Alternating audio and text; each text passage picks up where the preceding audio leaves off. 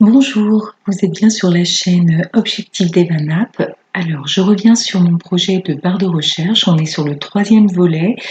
Je rappelle les objectifs qui étaient donc de réaliser une barre de recherche, la faire fonctionner en jQuery ou JavaScript.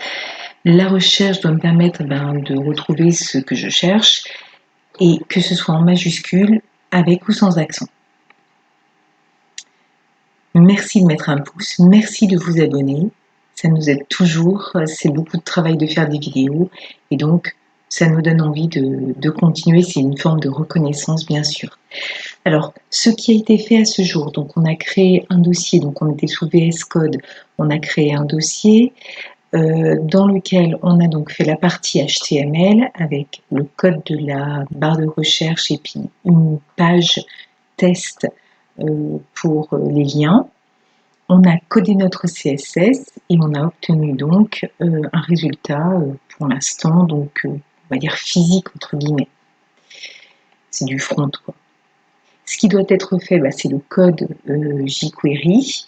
Là, je vous ai mis un petit exemple. Ce qu'on va faire, c'est qu'on va quand même aller sur le code pour voir un petit peu ce qu'il fait.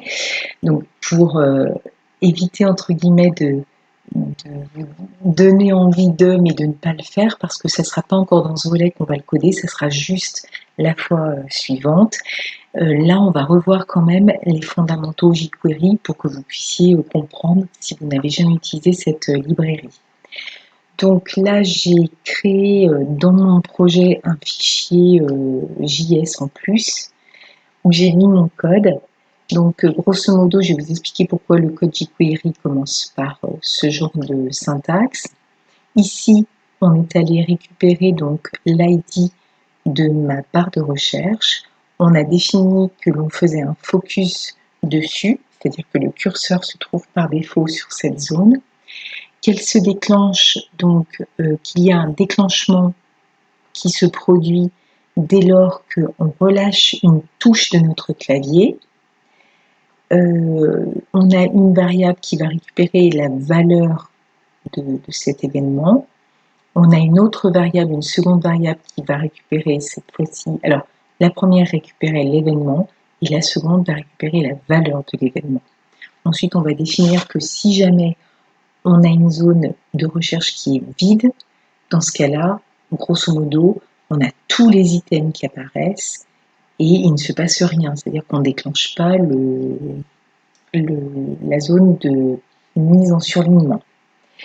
Ensuite, on aura donc la fameuse expression régulière, c'est-à-dire qu'on va, alors, on en explorera plusieurs, c'est pour ça qu'on aura aussi un rappel sur les expressions régulières.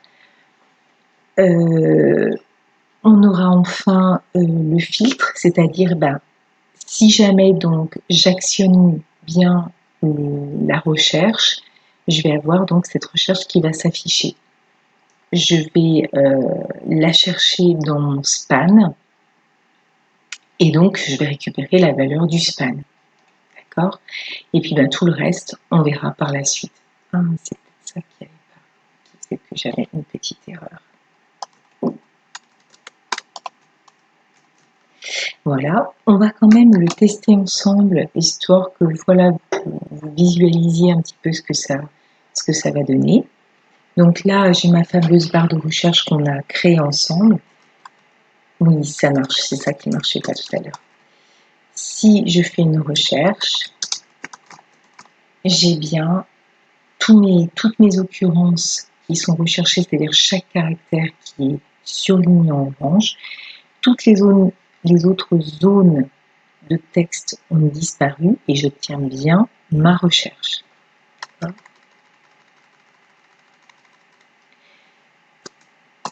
Alors, on va faire un deuxième test. C'est j'ai épluché un grand nombre. Donc, jusque-là, ça marche. En revanche, les accents. Si j'enlève les accents, ça ne fonctionne plus. Voilà. Et puis également, je vais tenter, donc avec majuscule, ça fonctionne. Si je mets pas de majuscule, ça fonctionne aussi. Donc ça, c'est plutôt une bonne chose. c'est certainement parce qu'en fait, on a utilisé une regex, c'est-à-dire une expression régulière ici, qui est assez universelle. Celle-ci-là, le point et l'étoile, c'est la raison pour laquelle donc notre expression régulière devient insensible à la casse. Donc tout va bien. Donc voilà, j'en resterai là pour, entre guillemets, le projet tel qu'on va le revoir dans la partie 4. Pour l'instant, je vais vous faire un rappel sur jQuery et sur les événements, parce que c'est fondamental.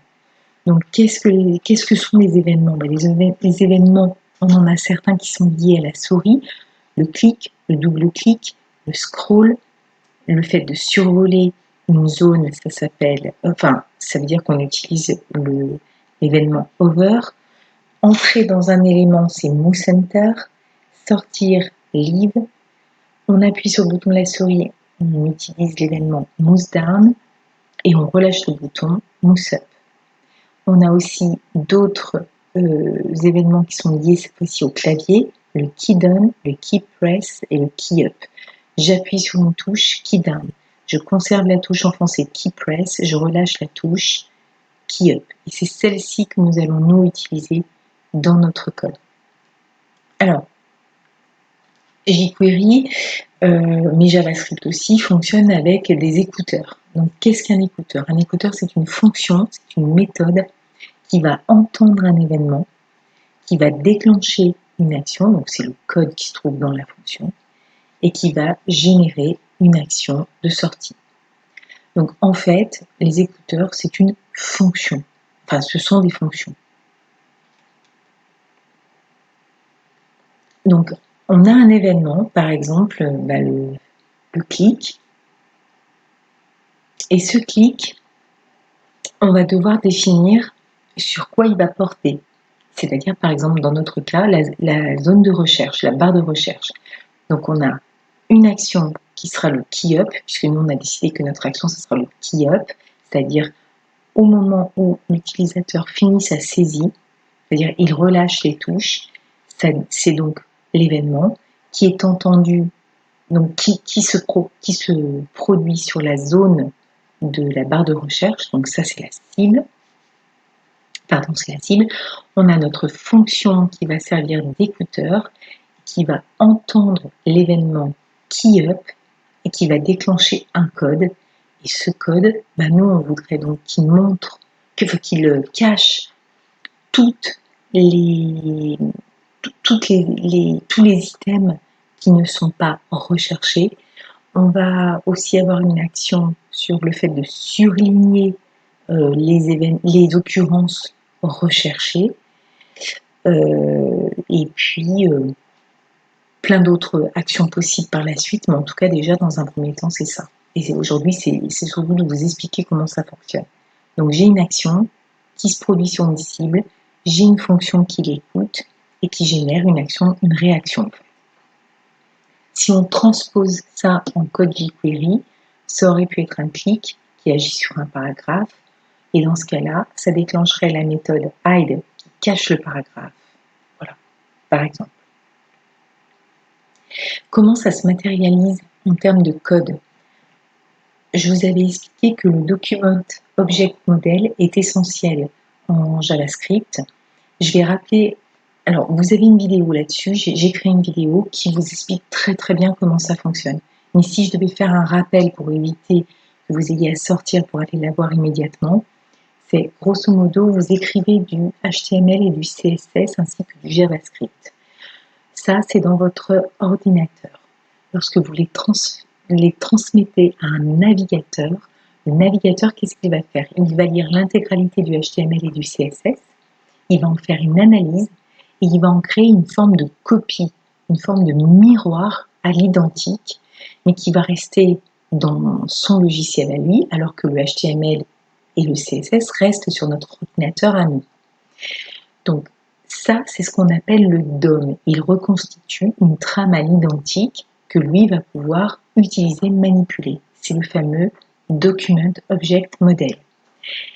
Et nous, avec notre jQuery qui est du JavaScript ou notre JavaScript pur, nous allons pouvoir manipuler, changer, utiliser ce DOM, ce Document Object Model. C'est la raison pour laquelle on va agir sur le document et donc ce terme de document va, comment dirais-je, se matérialiser dans notre code. Nous allons l'utiliser. Donc, je viens de vous dire que le navigateur attend le chargement en fait de ce document object model pour lancer le JavaScript, ce qui expliquait pourquoi, je vous l'avais expliqué aussi dans le deuxième ou dans le premier, je ne sais plus, ce qui expliquait pourquoi on met dans la page HTML la balise script tout en bas, juste avant la fermeture du body. C'est parce qu'on attend le chargement du DOM. Eh bien, là, en jQuery, on va s'assurer que le document object model a été chargé et c'est cette fonction ready qui va nous permettre de définir que ça y est, il a bien à sa disposition ce fameux document. Donc, on va commencer par une fonction ready. Comment elle se matérialise? Ben voilà, on va dire $document, donc document object model,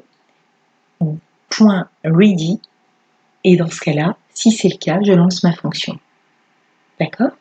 Donc, j'ai mon DOM qui s'est chargé, je peux écouter l'événement et je peux déclencher des fonctions. Et à l'intérieur, on va avoir le fameux événement, c'est-à-dire sur mon P, c'est-à-dire sur le...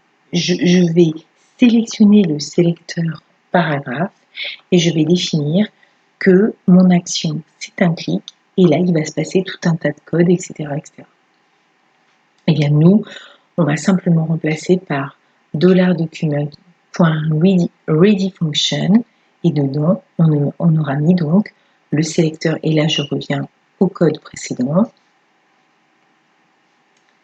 puisqu'il était là, document.ready function. Notre sélecteur, notre cible, c'est la barre de recherche sur laquelle on a mis un focus, c'est-à-dire que notre curseur vient s'y installer par défaut.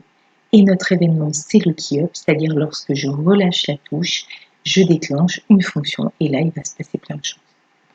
Voilà ce que je voulais vous dire sur